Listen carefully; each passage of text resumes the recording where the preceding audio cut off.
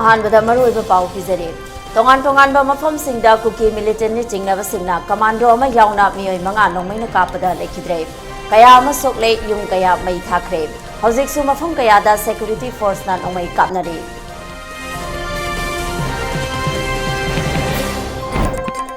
ꯑꯃꯗꯤ ꯏꯝꯐꯥꯜ ꯋꯦꯁ ꯑꯃꯁꯨꯡ ꯏꯁꯇ ꯅꯨꯡꯊꯤꯜ ꯄꯨꯡ 4 ꯐꯥꯎꯕ ꯀꯥꯔꯐ꯭ꯌꯨ ꯀꯣꯝꯊꯣꯛꯂꯝꯕꯗꯨ ꯏꯔꯥꯡ ꯐꯠꯆꯤꯜꯂꯛꯇꯕꯗꯒꯤ ꯑꯌꯨꯛ ꯄꯨꯡ 12 ꯃꯈꯥꯏꯗ ꯇꯦꯟꯁꯤꯟꯈ꯭ꯔꯦ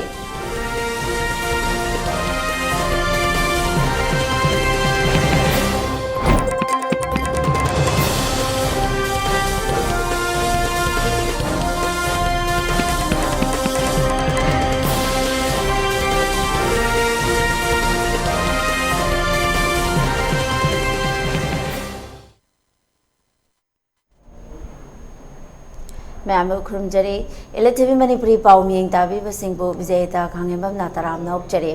मियामदा मपुंगैबा इ पाव पिजद्रिङै मांगोइनना कोविड-19 गा मरी लेनना लेंगाकना पिरिबा एसओपी सिंग गाकना चपिनबा खंगनजरे मियामदा मतम पुंबदा मार्क्स पीबा खुचा सेंगना हमदोपिबा अमदे मी अमगा अमगा गी मरक्ता fit तरुक लापना लेबिनबा खंगनजरे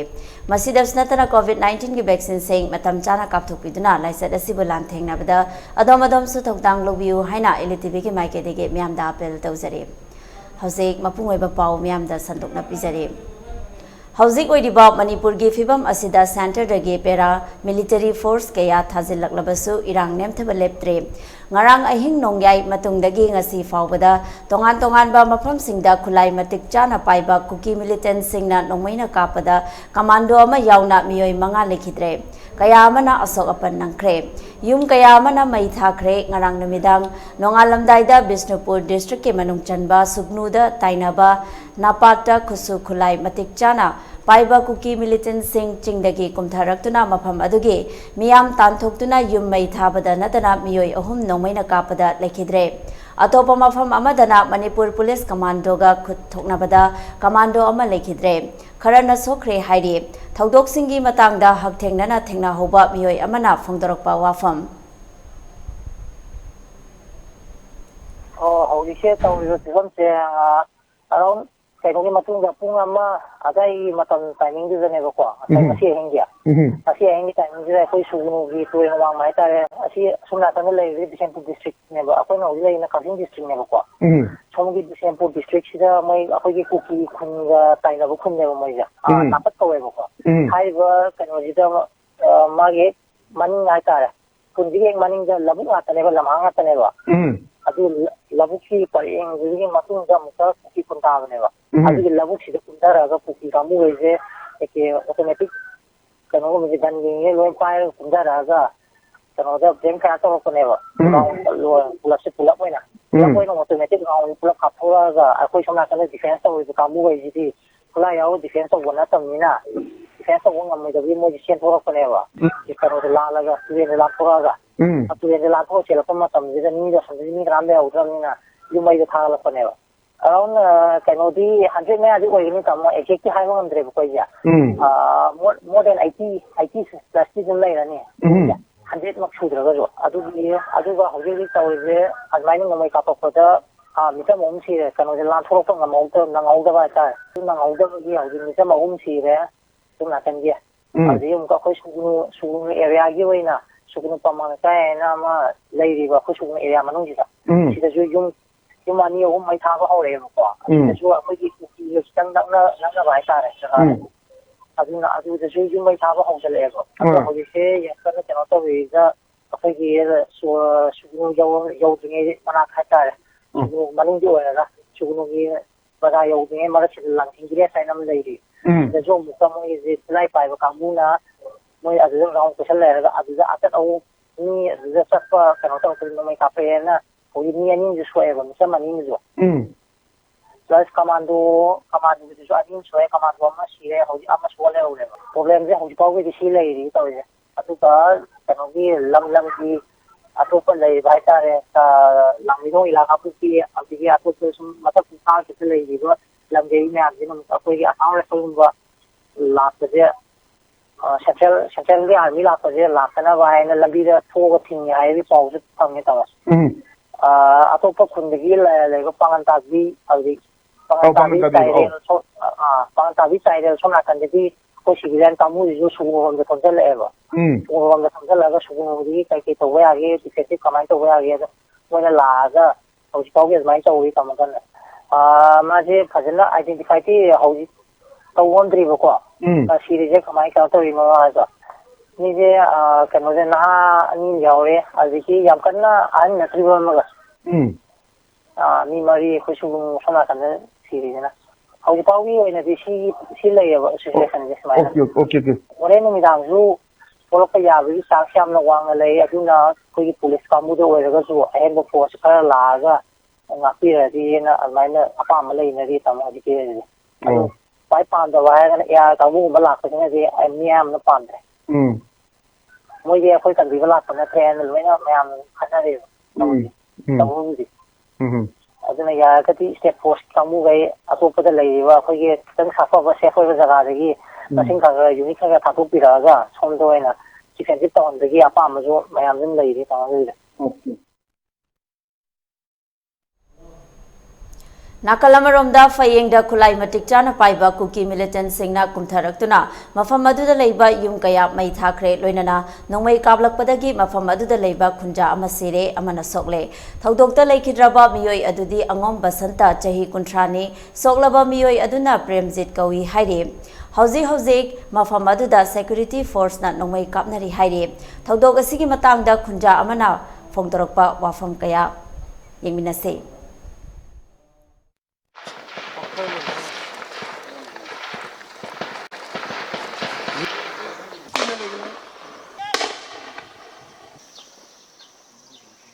Kamu ni angkat kapi ni, ha? Oi, si bunda, ha di kamu ni.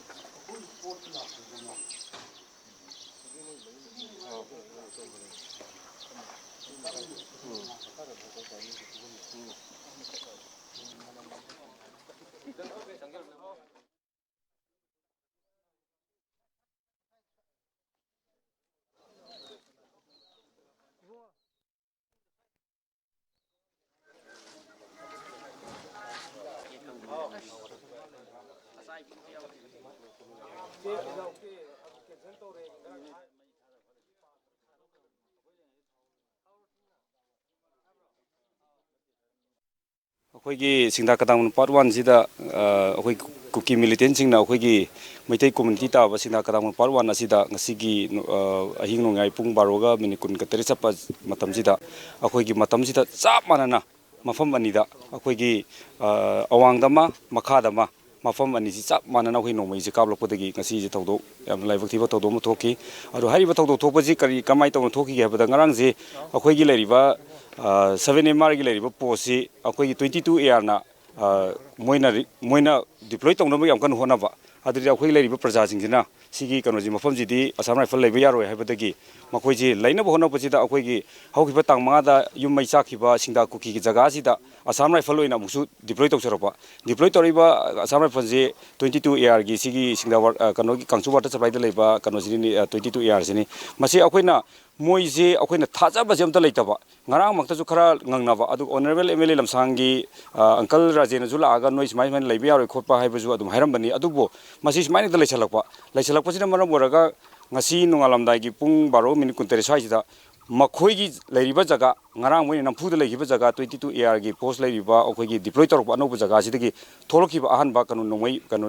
ꯐꯥꯏꯌरिꯡꯅꯤ ꯇꯧꯔꯛꯏꯁꯦ ꯃꯁꯤꯅ ꯃꯔꯝ ꯑꯣꯏꯔꯒ ꯃꯣꯏꯗ ꯑꯩꯈꯣꯏꯅ ꯊꯥꯖꯕ ꯁꯨꯡꯂꯩ ꯂꯩꯇꯦ ꯑꯗꯨꯅ ꯑꯊꯨꯕ ꯃꯇꯝꯗ ꯑꯩꯈꯣꯏꯒꯤ ꯀꯥꯡꯆꯨꯞ ꯋꯥꯇꯔ ꯁꯄ꯭ꯂꯥꯏꯗ ꯂꯩꯔꯤꯕ 22ARꯒꯤ ꯄꯣꯁꯁꯦ ꯃꯁꯤ ꯂꯧꯊꯣꯛꯇ ꯇꯥꯔꯒꯗꯤ ꯑꯩꯈꯣꯏ ꯁꯤꯗ ꯂꯩꯔꯤꯕ ꯃꯩꯇꯩ ꯀꯥꯡꯂꯨꯞ ꯑꯣꯏꯅ ꯂꯩꯔꯤꯕ ꯃꯩꯇꯩ ꯀꯝꯃ꯭ꯌꯨꯅꯤꯇꯤ ꯑꯩꯈꯣꯏ ꯀꯗꯥꯡ ꯁꯣꯝꯗ ꯂꯩꯔꯤꯕ ꯃꯌꯥꯝ ꯈꯨꯟꯖꯥ ꯃꯌꯥꯝꯁꯤꯡꯁꯦ ꯃꯁꯤ ꯑꯍꯤꯡꯗ ꯑꯩꯈꯣꯏ ꯅꯨꯡꯉꯥꯏꯅ ꯇꯨꯝꯕ ꯅꯠꯇ꯭ꯔꯒꯅ ꯑꯩꯈꯣꯏ ꯍꯥꯟꯅꯒꯤ ꯂꯩꯔꯤꯕ ꯄꯨꯟꯁꯤ ꯃꯔꯦꯜꯁꯦ ꯑꯩꯈꯣꯏ ꯍꯤꯡꯕ ꯉꯝꯕꯒꯤ ꯇꯥꯟꯖꯥꯗꯨ ꯑꯣꯏꯗ꯭ꯔꯦ ꯃꯔꯝ ꯑꯗꯨꯅ ꯑꯊꯨꯕ ꯃꯇꯝꯗ ꯑꯩꯈꯣꯏ ꯃꯅꯤꯄꯨꯔ ꯒꯚꯔꯟꯃꯦꯟꯠ ꯑꯃꯗꯤ ꯁ꯭ꯇꯦꯠ ꯀꯩꯅꯣꯒꯤ ꯁꯦꯟꯇꯔꯒꯤ ꯁꯦꯀ꯭ꯌꯨꯔꯤꯇꯤ ꯑꯦꯗꯚꯥꯏꯖꯔ ꯂꯥꯛꯄꯤꯔꯤꯕ ꯀꯨꯜꯗꯤꯞ ꯁꯤꯡꯅ ꯁꯨꯃꯥꯏꯅ ꯇꯧꯔꯤꯕ ꯁꯤꯒꯤ ꯀꯥꯡꯆꯨꯞ ꯑꯦꯔꯤꯌꯥꯗ ꯂꯩꯕ 22ARꯁꯦ ꯑꯊꯨꯕ ꯃꯇꯝꯗ ꯐꯨꯛꯇꯣꯛꯄꯤꯈꯣ ꯅꯠꯇ꯭ꯔꯒꯗꯤ ꯑꯩꯈꯣꯏ ꯂꯩꯔꯤꯕ ꯅꯛꯅꯕ ꯈꯨꯡꯒꯪ ꯃꯌꯥꯝꯁꯤꯅ ꯑꯩꯈꯣꯏ ꯃꯈꯜ ꯃꯈꯥ ꯀꯌꯥꯒꯤ ꯈꯣꯡꯖꯪ ꯆꯪꯁꯤꯟꯖꯔꯒꯅꯤ ꯍꯥꯏꯕ ꯋꯥꯐꯝ ꯊꯝꯖꯅꯤ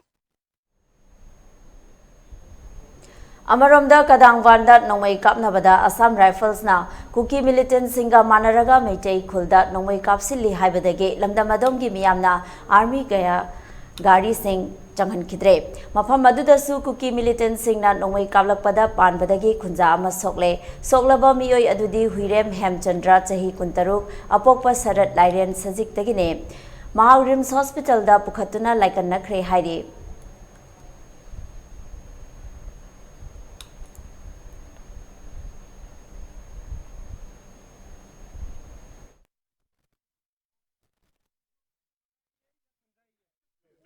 हमारी तरफ से 3 बार जो हुआ है कभी फायरिंग नहीं किया है। खाली उन लोगों को हटाइए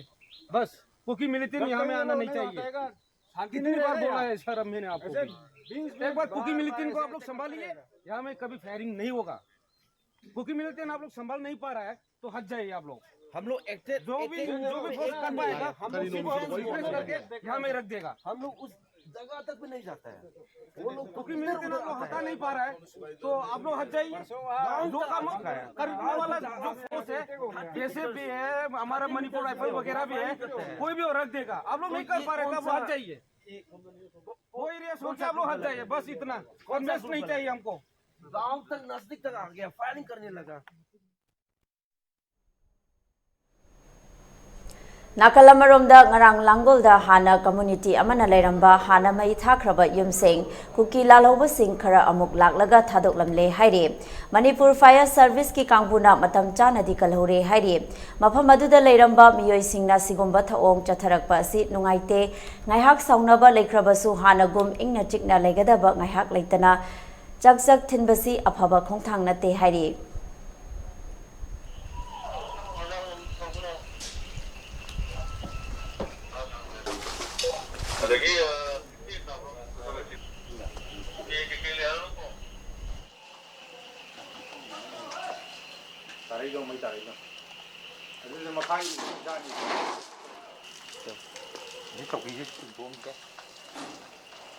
mấy phần ngang gì đây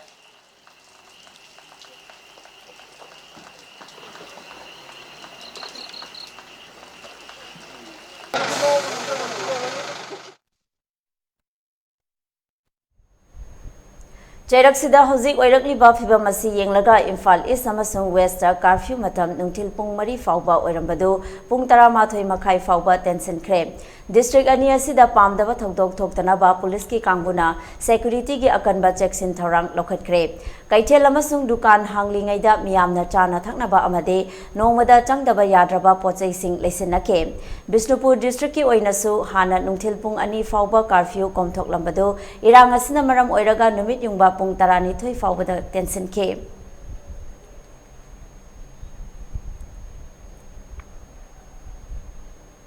Uripok Kendragi MLA K.H. Raghumani gida ngasi lamdam adongi miyamna thomjillubada MLA gi machanupana nongmaina kapthorakpada micham ani sokre thawong adubu yaningdaba phongdoktuna khoisaunaraba miyamna MLA gi escort gari gypsy ama mai thakre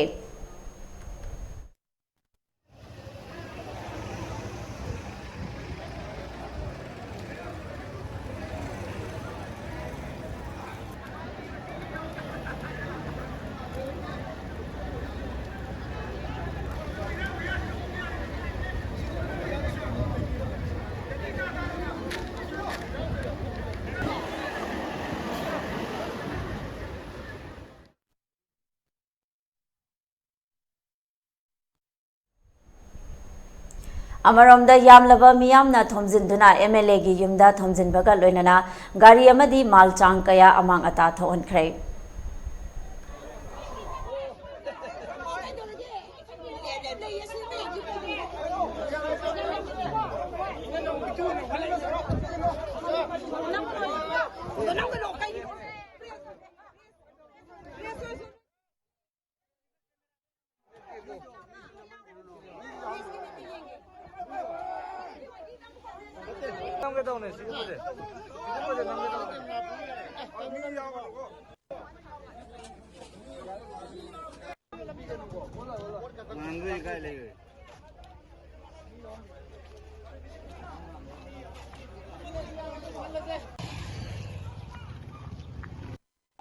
Hauji magi license kana hauji angang ani sok tana sibra sangbra hom sibra sangbra khang de la de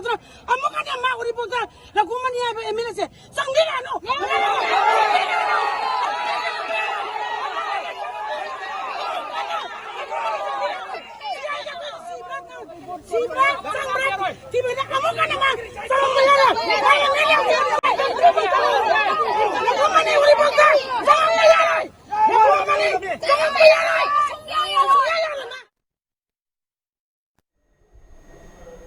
LTV news channel असगी ओइना मियामने email के खुथांगदा इपाउ थाबिरकपा मतमदा email address info@eltv.in दा थाबिरकनबा खंगनजरे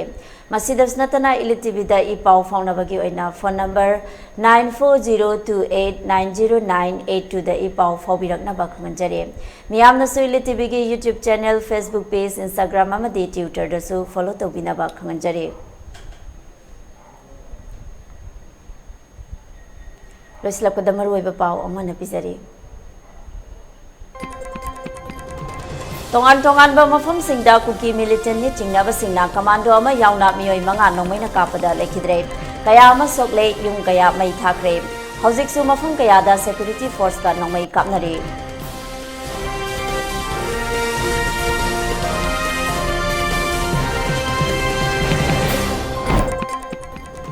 अमदी Imphal waste अमसुंग east नुंथिल पुंग मरी फाउबा curfew कोमथोकलबदो इरांग फचिलक्तबदगे अयु पुंग 12 मखाइदा टेंसनख्रे